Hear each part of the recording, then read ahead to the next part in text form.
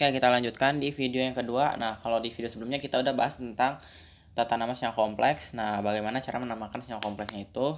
Nah, gimana? Cukup ribet ya. Oke, gak apa-apa. Nanti juga bakal bisa ya.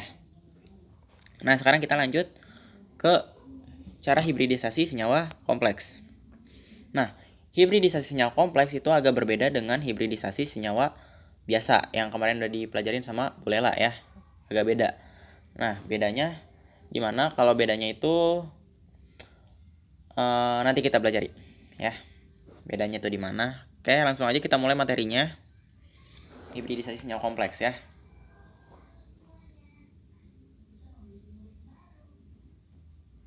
Nah, pengertian hibridisasi senyawa kompleks itu akan menentukan bilangan koordinasi dari ion kompleks.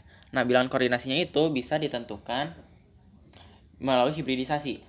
Karena nanti tuh yang masuk untuk menghibridisasi adalah sejumlah ligan yang diikatnya. Kan jumlah ligan yang diikatnya itu adalah bilangan koordinasi. Sehingga hibridisasi ini bisa menentukan bilangan koordinasinya itu berapa. Oke. Nah, coba perhatikan tabel berikut. Hasil dari hibridisasi itu, nah, jadi nanti hasil dari hibridisasinya tuh bentuk orbitalnya tuh atau orbital hibridanya tuh bisa menentukan berapa ion kompleks yang diikatnya. Berapa ligan yang diikatnya ya. Nah, di sini kalau dia orbital hibridanya adalah sp, berarti punya bilangan koordinasi 2 dengan bentuk molekul lurus. Kalau sp3 bilangan koordinasinya 4 dengan bentuk tetrahedral. Kalau dsp2 bilangan koordinasinya 4, bentuk molekulnya segi 4. Kalau dsp3 bilangan koordinasinya 5 dan bentuk molekulnya trigonal bipiramid. Nah, kalau D2sp3 bilangan koordinasinya adalah 6 dan bentuk molekulnya oktahedral. Gitu ya, paham? Nah, sebenarnya kalau kalian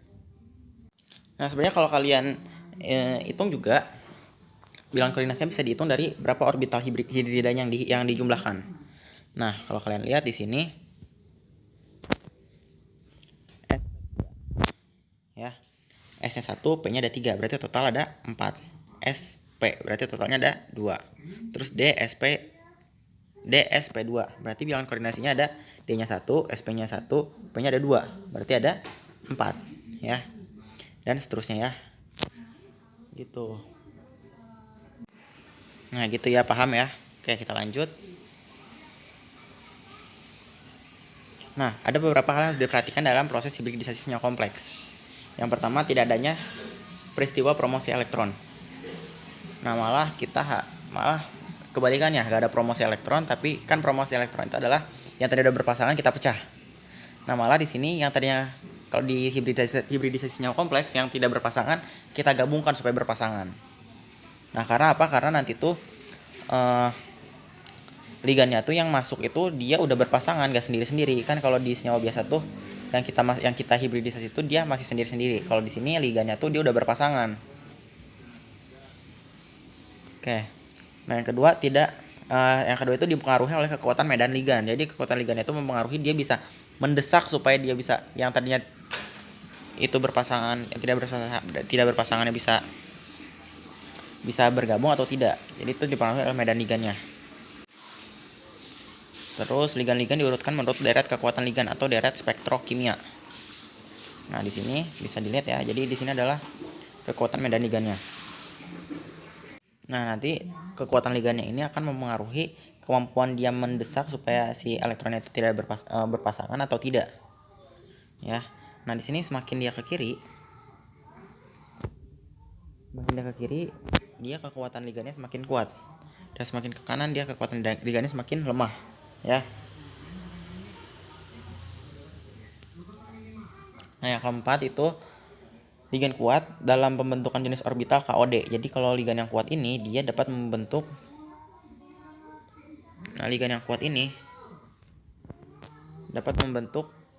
kompleks orbital dalam. Nah, jadi dia tuh dapat merubah keadaan dari posisi orbital atom pusatnya. Jadi yang tadinya tidak berpasangan bisa didesak jadi berpasangan semua kalau dia ligan kuat. atau sehingga terbentuk KOD atau kompleks orbital dalam. Kalau yang kelima itu dia ligan lemah sebagai pembentuk jenis orbital KOL, kompleks orbital luar. Nah, kompleks orbital luar ini yang dibentuk oleh si ligan lemah ini, dia tidak bisa merubah posisi dari orbital atom pusatnya. Jadi yang tadinya tidak berpasangan, ya udah gak berpasangan, tidak merubah sama sekali. Cuman dia hanya mengisi ruang-ruang kosongnya aja. Itu untuk ligan lemah, membentuk kompleks orbital luar ya atau KOL. Oke, di sini ada contohnya hibridisasinya kompleksnya. Kita punya FeCN 6 kali 4 min. Oke, kita tulis dulu konfigurasi elektronnya berdasarkan Aufbau. Nah, di sini nomor atom dari Fe itu adalah 26. Jadi konfigurasinya kayak gini. Oke, kita singkat aja jadi. Nah, disingkatnya dari mana? Nah, ini disingkatnya dari mana? Dari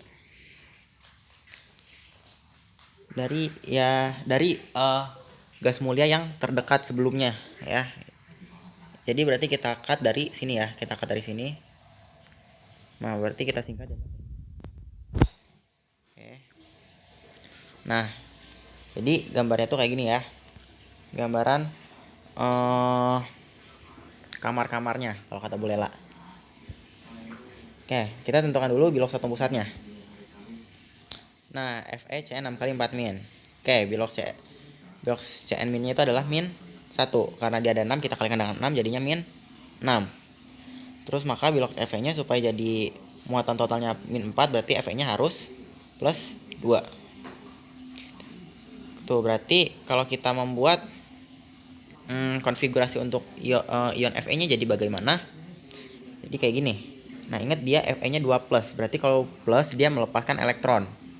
Nah, kalau melepaskan elektron berarti tinggal sisa 3D6 aja. Oke, jadinya orbitalnya jadi kayak gini. Kamar-kamarnya ya. Oke, sekarang kita mau menghibridisasi. Kita perhatikan dulu dia Cn itu adalah ligan kuat atau ligan lemah. Oke. Kalau kita lihat dari deret yang tadi, ligan Cn itu termasuk ligan kuat, maka ligan tersebut akan mengubah posisi orbital atom pusatnya sehingga dia disebut KOD ya, kompleks orbital dalam. Ya, jadi nanti dia tuh akan menggeser.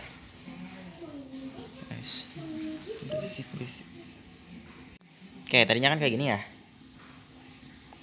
Oke, nanti yang di sininya akan pindah ke sini, terus yang di situ akan pindah ke sini. Nah, jadinya akan terbentuk orbitalnya tuh kayak gini.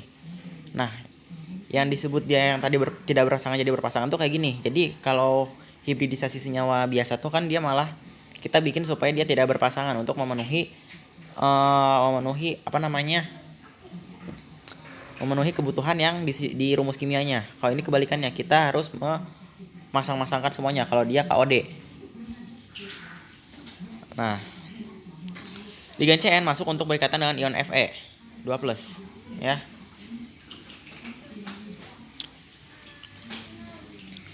Oke, masuknya seberapa banyak? Nah, karena tadi hibridisasi itu untuk menentukan bilangan koordinasinya, berarti kita masukkan ligannya tuh sebanyak bilangan koordinasinya. Nah, di sini bilangan koordinasinya ada 6, berarti kita masukkan Cn sebanyak 6 kali.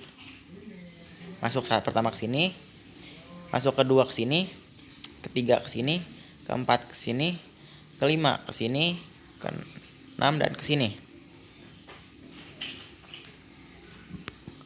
Oke, jadi dapat orbital hidridanya itu adalah D2sp3. Nah,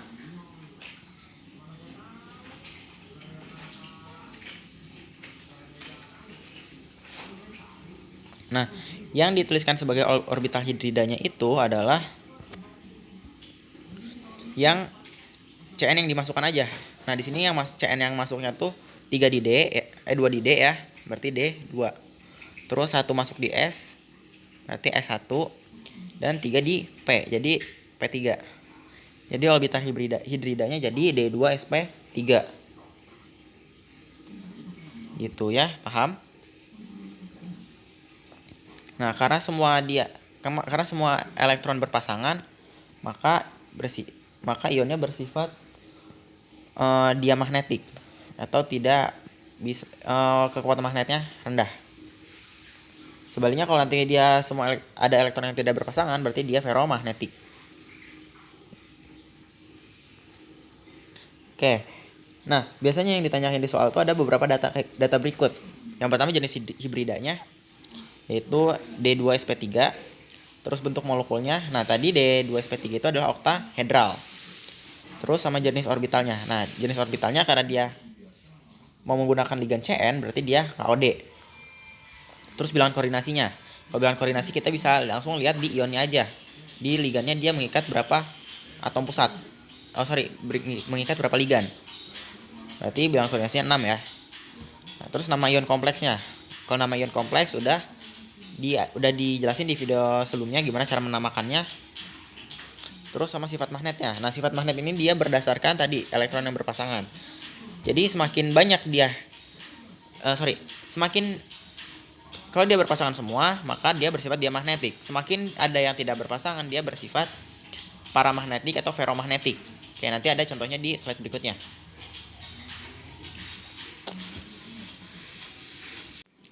Nah, contoh yang kedua itu ada FeCl 6 x 4 min. Oke, kita tulis dulu konfigurasinya. Fe 26 Fe kayak gini ya. Oke, kita singkat jadinya gini, sama kayak tadi ya. Oke, kita gambarkan orbitalnya. Habis itu kita tentukan bilox atom pusatnya. Oke, Cl itu biloxnya min 1, karena jumlahnya ada 6 berarti kali 6. Berarti totalnya adalah min 6. Nah, Fe-nya berapa supaya ditambah min 6 supaya jadi hasilnya min 4. Berarti bilox Fe-nya adalah plus 2. Nah, berarti si atom pusatnya jadinya Fe2+. Nah, kita buat konfigurasi Fe2 plusnya, berarti dia melepas 2 elektron. Jadinya konfigurasinya jadi kayak gini. Oke, maka orbital hidridanya kayak gini ya, karena dia melepas 2 elektron yang di kulit terakhir. Berarti di kulit yang keempat. Oke. Ligan Cl termasuk ligan lemah. Sehingga ligan tersebut tidak akan merubah posisi orbitalnya. Jadi si Cl ini tidak mendesak posisi orbital atom pusatnya supaya jadi berpasangan. Jadi tetap aja kayak gini. Ya. Nah, terus ligan Cl-nya itu masuk untuk berkaitan dengan ion Fe. Sebanyak berapa? Sebanyak bilangan koordinasinya. Nah, di sini bilangan koordinasinya 6, berarti Cl-nya masuk sebanyak 6 kali. Masuk sini pertama, ke sini, dan ke sini. Didapat orbital hibridanya itu adalah dia masuk di S1 berarti S, masuk di P dia sebanyak 3 kali berarti P3, masuk di D sebanyak 2 kali berarti D2. Jadi orbitalnya adalah sp3d2.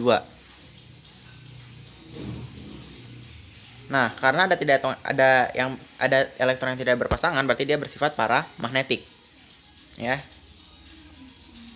Oke, data-datanya kita lengkapi kayak tadi.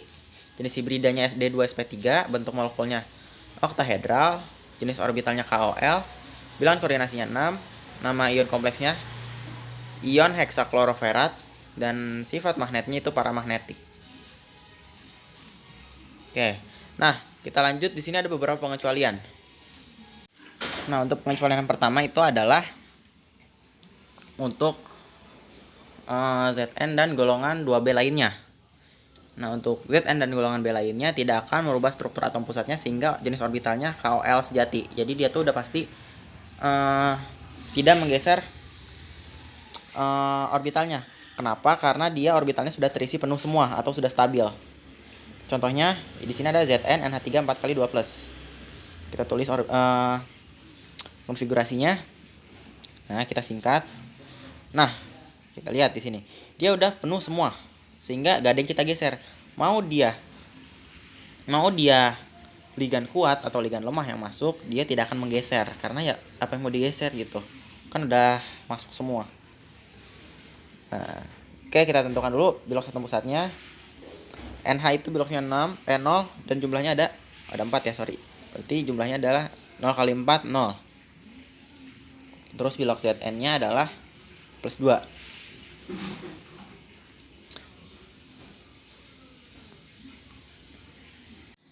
Oke, didapat bilok ZN-nya itu adalah plus 2. Oke, berarti jadinya atom pusatnya itu adalah 30 ZN 2+. Oke, berarti dia melepas 2 elektron, jadinya 3D 10. Nah, jadinya kayak gini. Nah, NH4 masuk untuk berkaitan dengan ZN ya. Oke, berarti di sini NH4 yang masuk, NH3 yang masuknya itu adalah 4 kali. Berarti yang masuknya NH4-nya masuk 4 kali. Satu ke sini, terus ke sini, dan ke sini. Nah, dia masuk ke S-nya sebanyak 1 kali dan masuk ke P-nya sebanyak 3 kali. Jadi orbital hidridanya jadinya sp3. Nah, karena semua elektronnya sudah berpasangan, maka dia bersifat diamagnetik. Nah, jadi kalau dia Zn dan dua segolongan lainnya, dia pasti bersifat diamagnetik. Jadinya jenis hibridanya itu adalah sp3. Bentuk molekulnya tetrahedral, jenis orbitalnya KOL ya, atau KOL sejati. Bilangan koordinasinya 4. Nama ion kompleksnya itulah ion tetraamin zinc, dan sifat magnetnya adalah diamagnetik.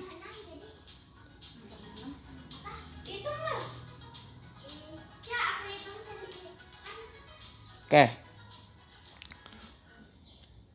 Untuk pengecualian yang kedua, untuk Cr dan golongan 3B lainnya, tidak akan merubah struktur atom pusat karena atom pusatnya berkekuatan medan lebih besar daripada ligan kuat, sehingga tidak dapat didesak menjadi berpasangan.